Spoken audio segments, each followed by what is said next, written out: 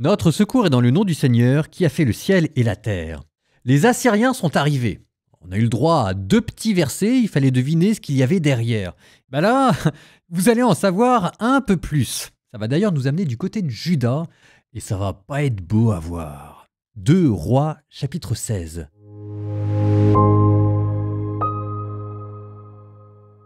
La 17e année du règne de Péka, fils de Romélias, Akaz, fils de Yotam, roi de Juda, devint roi.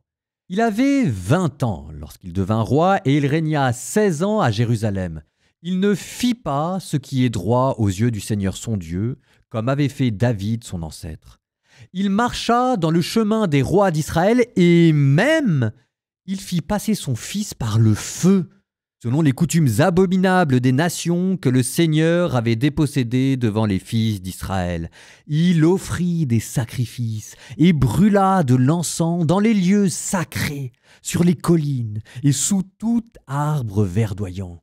Alors, Récine, roi d'Aram, et Péka, fils de Romélias, roi d'Israël, montèrent contre Jérusalem pour l'attaquer. Ils assiégèrent Akaz, mais ils ne purent le vaincre.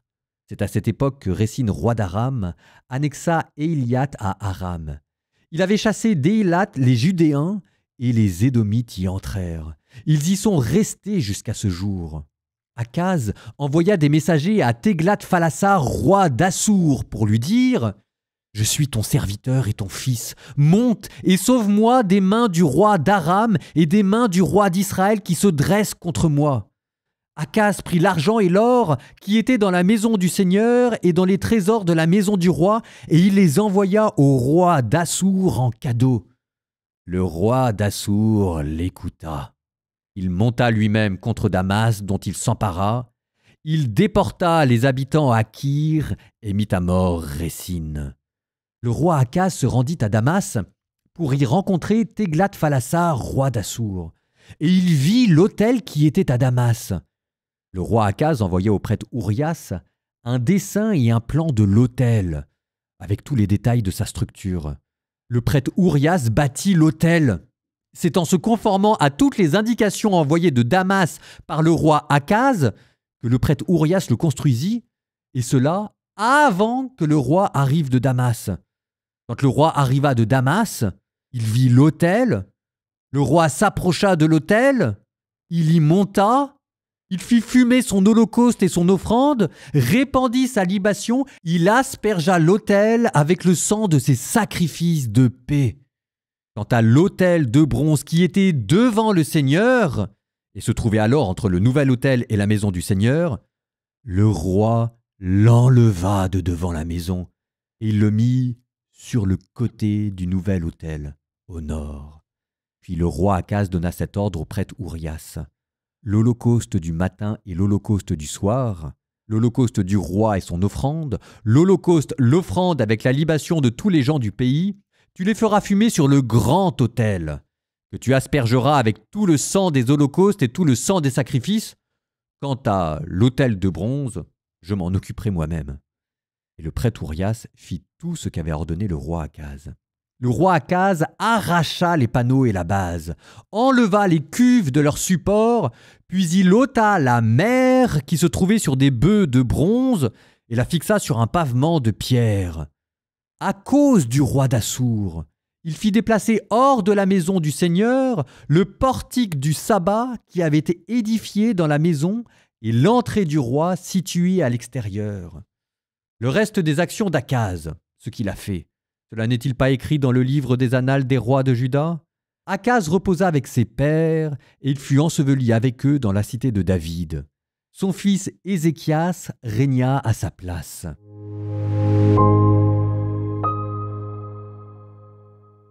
Nous sommes avec un nouveau roi en Juda qui s'appelle Akaz. Akaz, roi de Juda, ça ressemble quand même furieusement à Akab, roi d'Israël. Et ça ne laisse présager rien de bon. Et cet Akaz, quand même, il fit passer son fils par le feu. Enfin, vous l'avez entendu?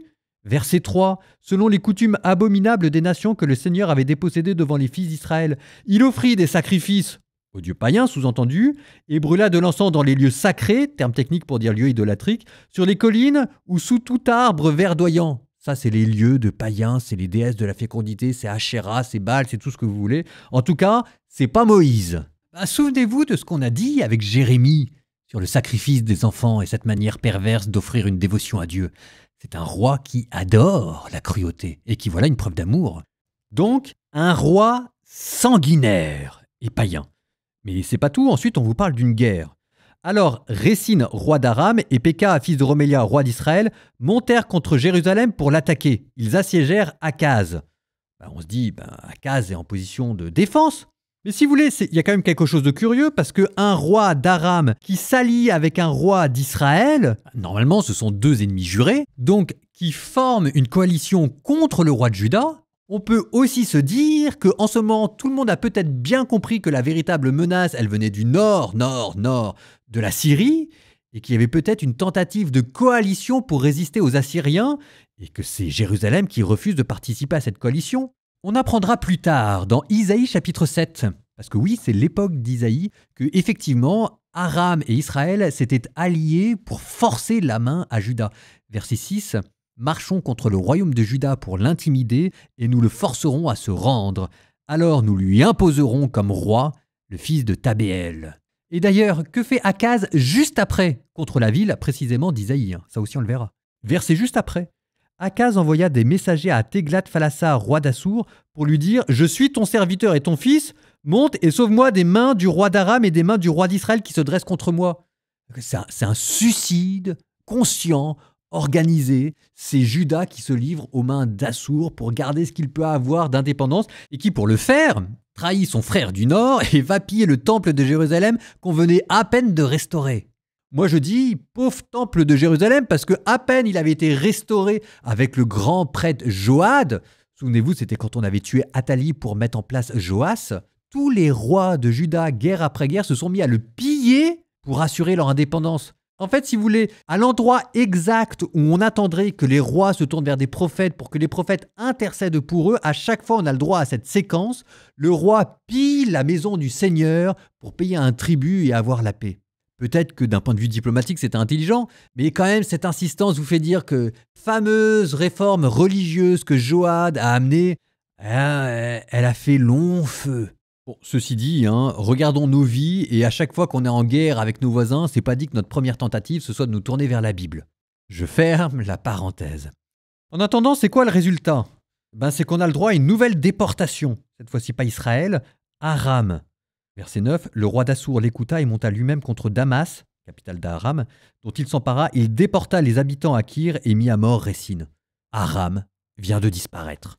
Et notre bon roi Akaz, qui quand même pourrait s'inquiéter de ce qu'il voit deux royaumes en face de lui disparaître, non, il est tout content de lui. Donc il va à Damas pour rencontrer Téglat-Phalassa, le roi assyrien qui est vainqueur, et il regarde l'autel. De l'autel de quoi? L'autel des dieux assyriens, et il décide d'en faire la réplique exacte dans le temple de Jérusalem. Ça veut dire que ce n'est plus un culte à Dieu qui est rendu à Jérusalem. C'est un culte qui est rendu aux dieux assyriens. Et d'ailleurs, vous avez vu, tous les objets du temple de Salomon, peu à peu, soit être pillés, soit être démantelés pour disparaître. Quand les prophètes vous disaient que le péché de Juda allait bientôt surpasser le péché d'Israël, on y est, un roi qui sacrifie son enfant, un roi qui sacrifie au dieu assyrien à l'intérieur même de la maison de Dieu à Jérusalem, et tout cela devant vos yeux, et qui livre ses frères à ses ennemis. Oh là là, je sais pas comment on va terminer ce livre, je suis de plus en plus déprimé. Allez, on termine par un psaume, même deux psaumes, il nous faudra bien ça. Psaume 122. Vers toi j'ai les yeux levés, vers toi qui es au ciel. Comme les yeux de l'esclave vers la main de son maître, comme les yeux de la servante vers la main de sa maîtresse, nos yeux, levés vers le Seigneur notre Dieu, attendent sa pitié. Pitié pour nous, Seigneur, pitié pour nous. Notre âme est rassasiée de mépris. C'en est trop, nous sommes rassasiés du rire des satisfaits, du mépris des orgueilleux. Psaume 123. Sans le Seigneur qui était pour nous, qu'Israël le redise, sans le Seigneur qui était pour nous quand des hommes nous assaillirent, alors ils nous avalaient tout vivants. dans le feu de leur colère. Alors le flot passait sur nous, le torrent nous submergeait. Alors nous étions submergés par les flots en furie. Béni soit le Seigneur, qui n'a pas fait de nous la proie de leurs dents. Comme un oiseau, nous avons échappé au filet du chasseur. Le filet s'est rompu, nous avons échappé. Notre secours est le nom du Seigneur, qui a fait le ciel et la terre.